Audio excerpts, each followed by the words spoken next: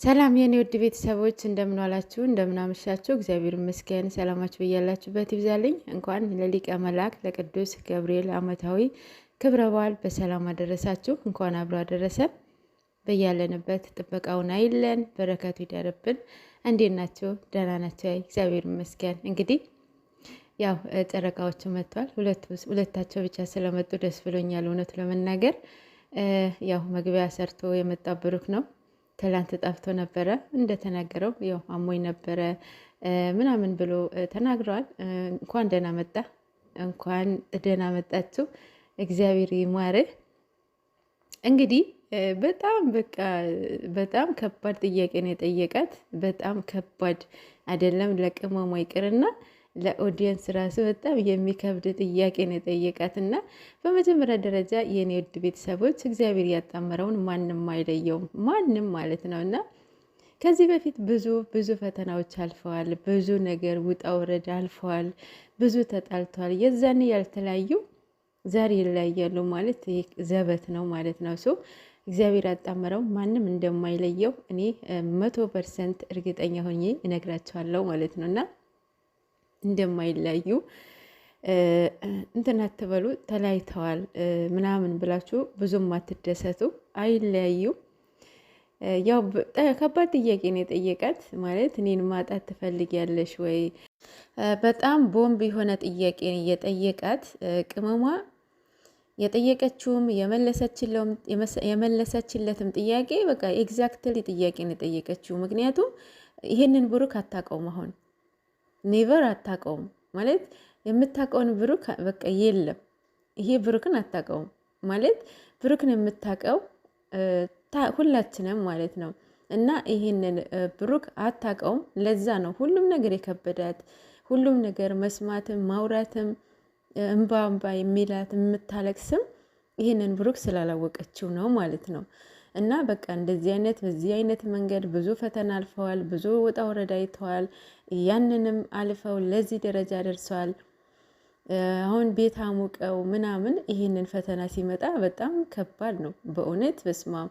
እናንተ አሁን በብሩክም ቦታ ሆናችሁ በሀይሚ ቦታ ሆናችሁ እንዴት ነው ፈተናውን ማለፍ የምትችሉት? ማለት በጣም ነው የምትዋደዱት፣ በጣም የምታፈቅሩት ሰው ነው።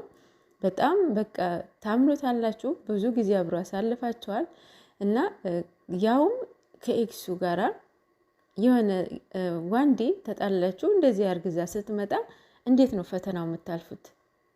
እንዴት ነው የምታልፉት ፈተናውን ማለት ነው። በዛ ላይ የእሱ ይሁን አይሁን አልተረጋገጠም አይደለም። እና እንደዚህ አይነት ጥያቄ ብትጠየቁ ምንድን ነው የምታደርጉት? በጣም ይከብዳል አይደለም? አዎ በጣም ይከብዳል። ብሩክ አሁን ጠየቃት፣ አሁን መልስ ያገኛል ማለት አይደለም። ማሰብ ይፈልጋል። ከአባቷ ጋራ ተወያይታ ነገ የምትመልስለት ይሆናል። ያው ተለያይተን የሚለውን ቃላት ይህንን ካሜራማን በረከት ባትጠቀም ጥሩ ነው ማለት ባትጽፍ ማለት ነው።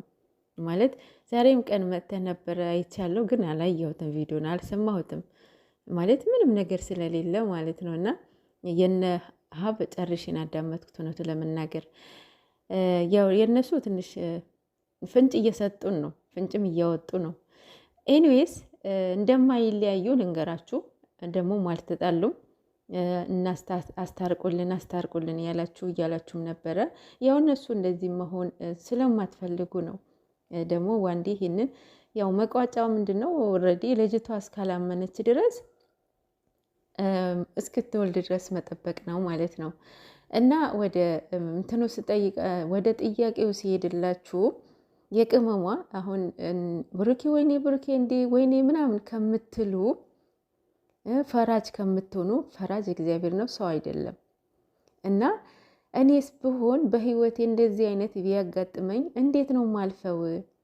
ፈተናው እንዴት ነው ማልፈው? በህይወቴ እንደዚህ አይነት ቢያጋጥመኝ ብላችሁ እናንተም በእነሱ እግር ጫማ ስር ሆናችሁ ራሳችሁን ፈትሹበት፣ ራሳችሁን እዩበት። የኛ ኃጢአት፣ የኛ በደል፣ የኛ ቆሻሽነት ደብቀን እጃችን ሰው ላይ አንጠቁም። በእውነት እኛ በገዛ እጃችን እኛ ራሳችንን ኃጢአት የምንወስደው ማለት ነው። ገብቷችኋል አይደለ? እናንተም ብዙ በቪዲዮን በንግግሩ ላይ እየተናገረ ነበረ። ማለት ብሩክ አመነ ማለት አይደለም ባለጌነ በጣም መልሱ እያወራ መልሱ እየመለሰላችሁ ነበረ ስለሚያውቃችሁ ማለት ነው። እና ምንድን ነው አሁን እኔ በእኔ ህይወት ውስጥ እንደዚህ ቢያጋጥመኝ እኔ ፐርሰናሊ ማለት ነው በእኔ ህይወት ውስጥ እንደዚህ ቢያጋጥመኝ እንዴት ነው ማልፈው የሚለው የኔ ፐርሰናሊ ልንገራችሁ ማለት ነው። እንደ ሰውኛ ስናስበው ማለት ነው። አሁን ጀስት ጓደኛ ይኖራችኋል ከፍቅረኛ ውጪ ማለት ነው። እንደ ኖርማል ጓደኛ አላችሁ አይደለም? በቃ በሁሉም ነገር ስትወያዩ ምናምን በቃ ጀስት ጓደኛ። ያንን ጓደኛችሁ አንድ ቀን እንደዚህ አይነት ፈተና መጣበት የማይወጣው እናንተ አታውቁትም። ያንን ፈተና ሳታውቁት እንደዚህ አይነት ፈተና ደረሰበት ማለት ነው። እና ያንን በጥሩ ያሳልፋችሁትን እንትን ማለፍ የለበትም፣ መርሳት የለባችሁም። የዛኔም አብሮ ከጎኑ ልትሆኑ ይገባል፣ እንደ ሰውኛ ማለት ነው። እንደዛ አብራችሁ ከጎኑ ሀሳቡን መካፈል፣ ሼር ማድረግ፣ እሱ ምን እንደሚያስብ ምን እንደሆነ ምን እንደገጠመው የገጠመው ነገር ደግሞ እስከ እንትኑ እስኪወጣው ድረስ እንደ ሰውኛ ከጎኑ ልትሆኑ ይገባል ብዬ አስባለሁ። ይሄ እኔ አስተሳሰብ ነው። ይሄ እንደ ሰውኛ ኖርማል ጓደኛ ሲገጥማችሁ ማለት ነው። አይደለም ፍቅረኛ ይቅርና ማለት ነው። አሁን ወደ ጥያቄው ሲሄድላችሁ እኔ ፈተናው እንዴት ነው የምወጣው የሚለው ነው ጥያቄው ማለት ነው። በነገራችን ላይ የጭንቅላት ጨዋታ እየተጫወተብን ነው ይሄ ልጅ ማለት ነው። ይህንን ጥያቄ የሁላችንም ጥያቄ ነው። በእውነት የሁላችንም በቃ ራሳችን የምንፈትሽበት ጥያቄ ነው የጠየቀን። የምሬ ነው ሙላችሁ ሁላችሁ አሁን በእኔ ህይወት እንዴት ነበረ ማልፈው ብላችሁ ራሳችሁን ጠይቁት ማለት ነው። የኔ እንትን ፈተናውን እንዴት ነበረ ማልፈው እንዴት ነው ማልፈው የሚለውን ሁላችሁም በኮሜንት ሼር ብታደርጉልኝ ደስ ይለኛል። አንቺ እንዴት ሆነሽ ፈተናውን ታልፊው ነበረ ብትሉኝ እኔ ፈተናውን ማልፈው መጀመሪያ ደረጃ ያሳለፍናቸው ነገሮች አረሳም። ብዙ ፈተናዎችን ውጣ ውረድን አልፈን ለዚህ ደረጃ ደርሰናል። ግን ደግሞ አንድ ቀን እንደዚህ አይነት ፈተና ሲደርስበት እኔ በማላቀው ሁለታችንም ብንጎዳም መጥፎ ስሜት ብንሆንም እንደዛ ለምኖኝ እንደዚህ አይነት መጥፎ ስሜት ሆኜ አብረሽኝ ሆኜ ቢያንስ እውነቱ እስክናቅ ድረስ ብሎኛል አይደለም። እኔ አብሬው ነው የምሆነው። ምክንያቱም ምን መሰላችሁ አይኖ ለተቀማጭ ሰማይ ቅርብ ነው ይባላል እና በቦታ ሆናችሁ በጣም እንደሚከብድ ነው።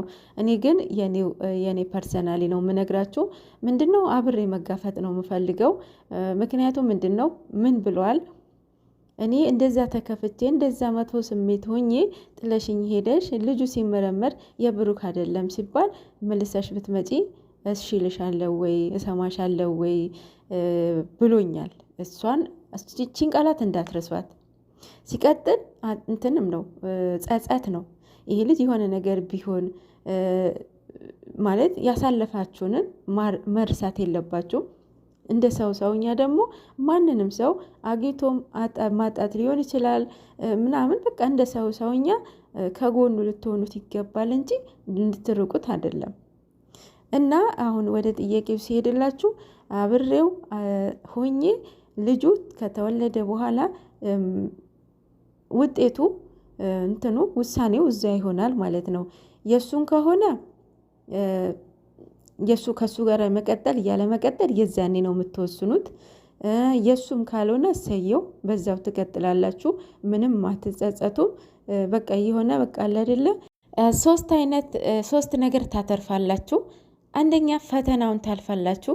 ሁለተኛ ፍቅራችሁን ታተርፋላችሁ። ሶስተኛ ነገር ደግሞ ጸጸት ውስጥ አትገቡም ማለት ነው። እኔ በዚህ ወይ ነው ማልፈው ፈተናውን ማለት ነው። እና ቅመምዬ የኔ እናት የኔ ቆንጆ ለሴቶቹ ሆኬርስ ቦታ አስጫቸው እንዴ። ሰው እኮ እሱ አሁን እናውቃለን ብዙ ሴቶች እንደሚወዱት እንደሚያፈቅሩት እኮ እናውቃለን። እሱ ደግሞ የሚወድሽን የሚያፈቅርሽም አንቺና አንቺ ብቻ ነሽ። የሚወድሽ የሚያፈቅርሽ ማለት ነው። እና አሁን ምሳሌ እያነገረች ነው። ምሳሌ ምንድን ነው? እኔ የኔ ራሱ ቢሆን ራሱ ከእሷ ጋር አልቀጥልም እያለ ነው። እና የኔ እናት የኔ ቆንጆ ከሱ የመቀጠል እያለመቀጠል አሁን ሳይሆን የምትወስኑት ልጁ ዲኤንኤ ከተመረመረ በኋላ ነው። ምክንያቱም እሱ ምንድን አለሽ ቢያንስ ልጁን እስከሚመረመር ድረስ እስኪወለድ ድረስ አብረሽኝ ከጎኔ ሁኚ፣ ከጎኔ ሆነሽ አበረታችኝ እያለች ነው። እና የኔ እናት የኔ ቆንጆ አንቺ ሆነሽ መገኘት አለብሽ። አታልቅሺ። ካሁን በኋላ ምንም ነገር በቃ መጠንከር ነው ያለብሽ። ጠንክረሽ አንቺ ጠንክረሽ እሱን ማጠንከር ነው ያለብሽ። ሴቶቹ ምናምን ታያቸው። አንቺ ምን አይነት ሴት እንደሆንሽ በተግባር አሳያቸው። ልጁ ሲወለድ የብሩክ አይደለም ሲባል አስባችሁታል? በጣም በቃ እንጃ። እና ልጁ ደግሞ የብሩክ አይደለም። እና የኔ እናት የኔ ቆንጆ ፈተናውን እለፊው፣ በተግባር አሳያቸው። ከዛ ያፍሩበታል ማለት ነው። እኔ እናት እኔ በዚህ ወይ ነው የተረዳሁት። እናንተም በኮሜንት ሼር ብታደርጉልኝ ደስ ይለኛል ማለት ነው።